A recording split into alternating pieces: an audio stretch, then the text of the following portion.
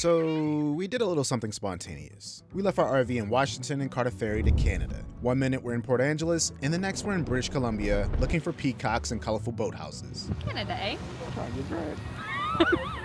But wait, if you've been following along, you're probably wondering how we magically teleported to Port Angeles in the first place. Well, that's a story for next week. Needless to say, it wasn't without complications. Such a rookie mistake, and it's gonna be such a gross mistake.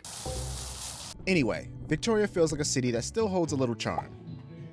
This is like thousands of dollars of bras. Of course, we'll do the typical touristy things you can only do on a day trip and by foot, but we also got a couple recs from asking you, so thanks for that. So with our ferry tickets in hand and a little bit of curiosity, we're off to Victoria. First things first, we've got to actually get to Victoria, which means getting to the ferry port in Port Angeles at around 7:30 a.m. And then just make sure you fill out the Coast Guard form back there on the counter. Okay. Bring that. Thank you. Thank you. Not exactly our favorite wake-up time, but catching the first ferry does have its perks.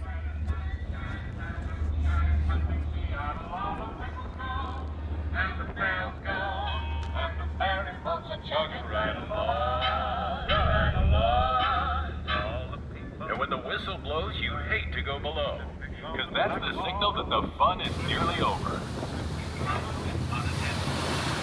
I like being on the front because you can.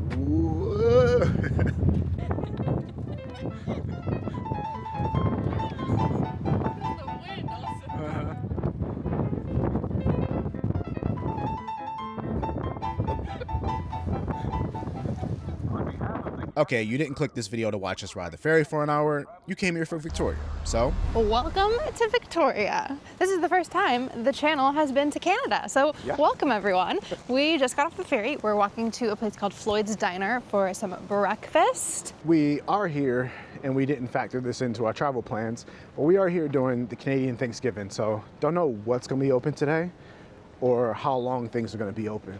but Floyd's was open, so breakfast it is.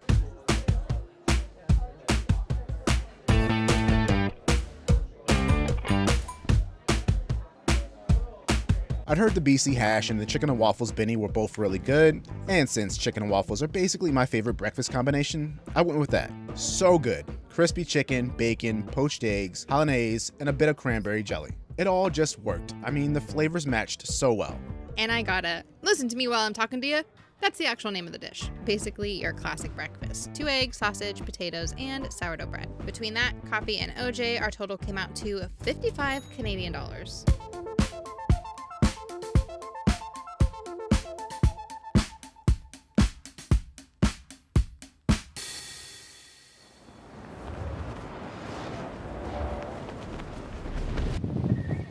Need earmuffs. Okay, so it turns out the only things actually closed today are government buildings, which means we should be in luck checking out a few other spots. So we're gonna walk about 10 minutes down the road to see what's happening at Fisherman's Wharf.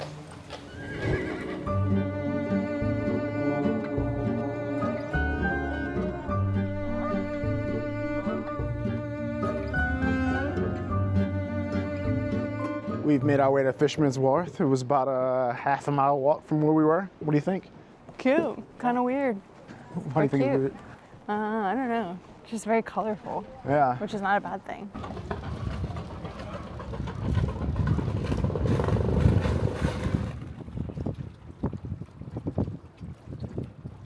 This area definitely feels like it stands out. You got all the colorful houses, all the floating homes, all the boats, and Floating the fishermen. businesses. Yeah, the floating businesses. There's supposed to be some good food down here, some good fish and chips, but there's another place that has been kind of hyped up that I'm hoping lives up to the hype that we're gonna go to instead. I also cannot eat more food right now. Yeah, I cannot eat more food right now either, so I'm gonna wait a little bit. Maybe take one of these water taxis back over. All right, we have a confession to make. If you've been on our channel for a while now, you'd know that earlier this year, we went to Mexico for 3 months with the sole goal of learning Spanish.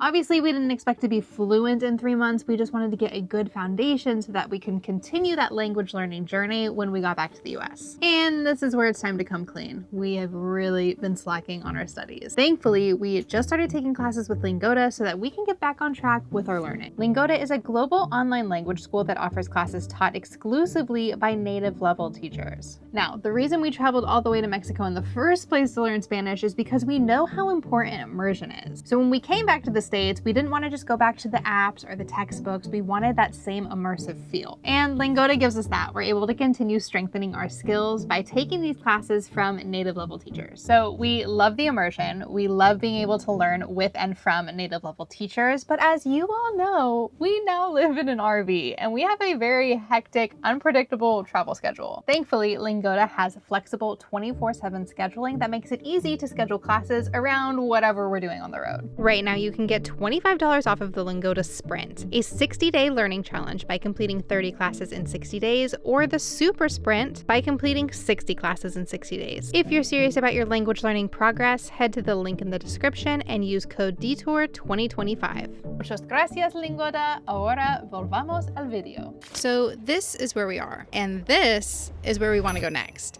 In order to do that, a water taxi seems like the best option, but only if it's not too expensive. So we're setting our budget at $10 a person, max. We do 2 to Chinatown? Sure. Thank you so much. Thank you. It's like Venice.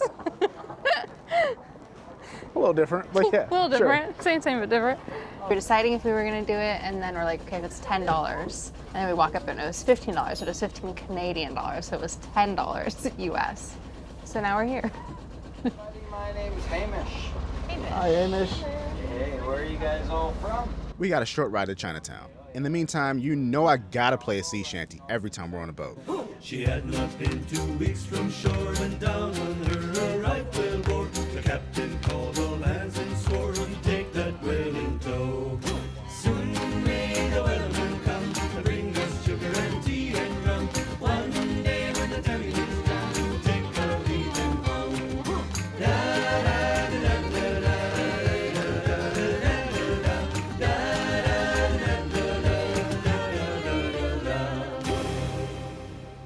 I think one of our favorite, I'm gonna go as far to say it's like a travel hack, even though it's not really a hack, is if you wanna get on the water, don't pay for a tour, just take the transportation that's in the area. We've done this in Bangkok. We took a river taxi for like 60 cents. We just did it here. We've done it in Venice, done it a bunch of places. And usually if you're in an English speaking country, especially, the tour or the captain will be like spitting off fun facts anyway, but it's such a budget way to like get out and see the sights from the water without spending an arm and a leg.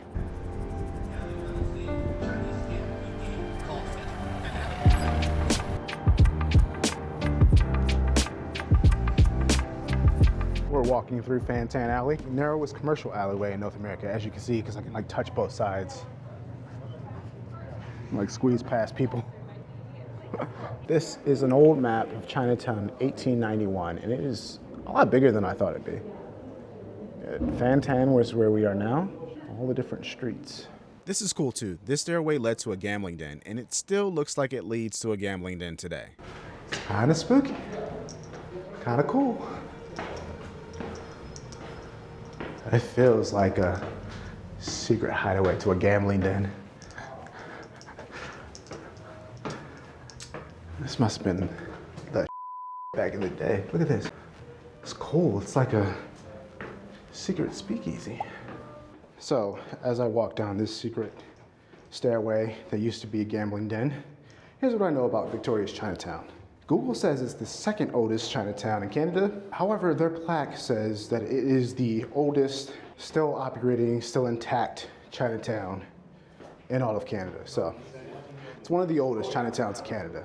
Back in the day, this alley was packed with gambling dens and speakeasies. Now it's art galleries, cafes, and one of the smallest museums packed with stories you'll ever find. But if anyone has the right answers, it's gotta be the museum. It's just down Fantan Alley and easy to miss if you aren't looking for it. Also, it's free to visit, so the perfect stop for us.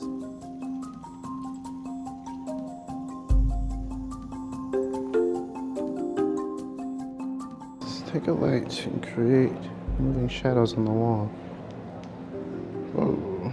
The museum paints a picture of what life was like for early Chinese immigrants who came here in the 1800s, the discrimination they faced, but also the tight-knit community that formed. That is the like general or the emperor or like the king, because it's like Chinese chess. Dumb question, is it played the same way? Actually, like it's very similar, but also like a lot of differences that I think make it quite a bit harder. But like you have your rooks, knights, bishops, and then your king, which is protected by 2 guards instead of having a queen. It's not flashy or high tech, but you see the real faces of people who were just trying to build a better life. It feels personal. Every time they mocked us because our eyes are smaller, this is for our elders, both alive and remembered. And they tell you to go back where you come from. Tell them you come from elbow grease and laundry bleach. From broken English and MSG. Hunchback elders and paper sons, you come from the history of resistance. On your way out, feel free to sign the guest book and take a candy for good luck. Okay. Okay. Sorry, I have a candy in my mouth for good luck. The nice lady inside explained to me my confusion. So it is the oldest Chinatown in Canada and the second oldest in North America.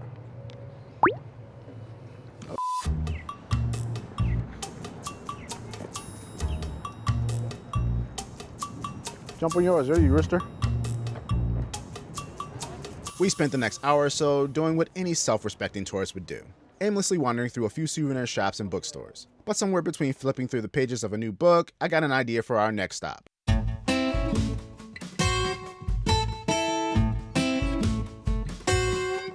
Walk into Big Bad John's and it feels exactly like a classic dive bar.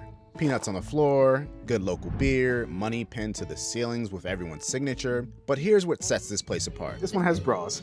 You wanna put yours up? No, I like this one. I don't want to get rid of it. Naturally, we had to know why, so we asked our bartender, Shelby. What is the significance with the bras?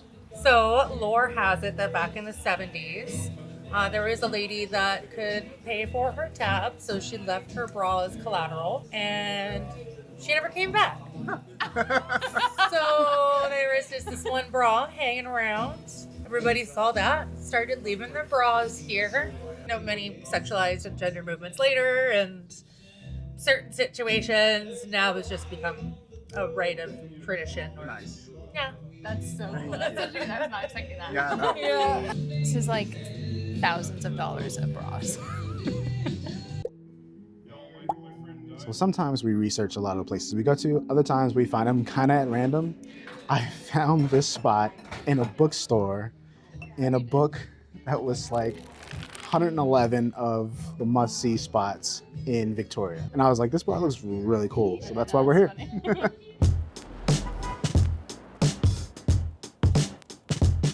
This is my 3rd time in Victoria. My first time was when I was 19 years old. I was a sophomore in college. One fall weekend, we drove up to Port Angeles, hopped on the ferry, and a group of 8 of us went buck wild in Victoria. So that's where most of my memories come from. Now, as a 19-year-old who was just here because I was excited to drink, being 19, I didn't see a lot of the things that we're seeing on this day trip. So it's been very exciting to see what I missed when my priorities were a little bit different than they are now as a 31-year-old. For example, 19-year-old Sarah wouldn't prioritize going to a park as an activity. Actually, 31-year-old Sarah wouldn't either, but 31-year-old Sarah also has a fiance and he wants to see some birds. Classic duck. Classic. Big duck old hunt. green head. Duck hunt. Face down, ass up.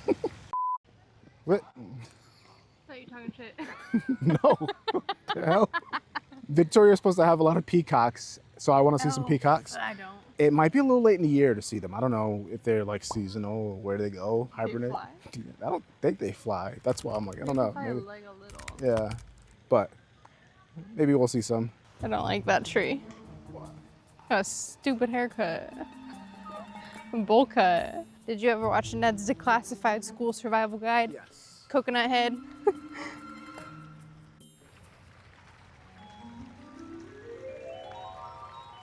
They got black squirrels. Let me get my glasses. I haven't seen a black squirrel since I was in Toledo. This Ohio? Yeah. Weird. Their campus is supposed to be notorious for them. You feel represented in the squirrel community? Yeah, we everywhere. We out here.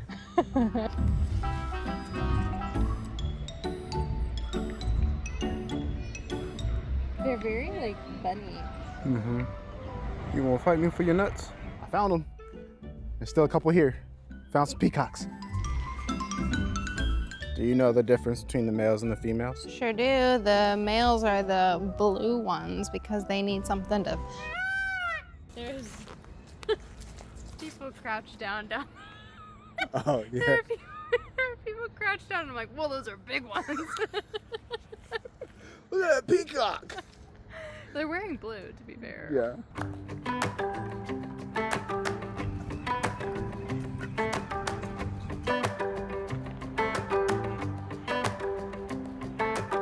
Look at that waist to hip ratio. Ba-boom. We ventured back to the waterfront for that fish and chip spot we mentioned earlier. It's called Redfish Bluefish, like Dr. Seuss. Duh. We had heard the line can be ridiculously long, but we must have gotten lucky. Hi. Can I do one-piece halibut fish and chips? So we ended up getting the BC halibut. They also had wild salmon and Pacific cod. Hot as But this one I feel like is the one to get, right? My first rule when tasting any good fish and chippy spot, it's gotta have a satisfying crunch. She's meaty.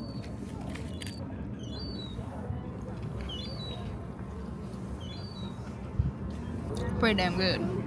Where's the rank? To the ratio for me, it's too much fish meat, not enough bread. Spud still reigns number one. You gotta eat carefully because the seagulls are swarming. Frickin' bird. Oh my god. Oh my god. It's a lot of fish. A lot of fish. I really like the breading on this though. Can't say anything.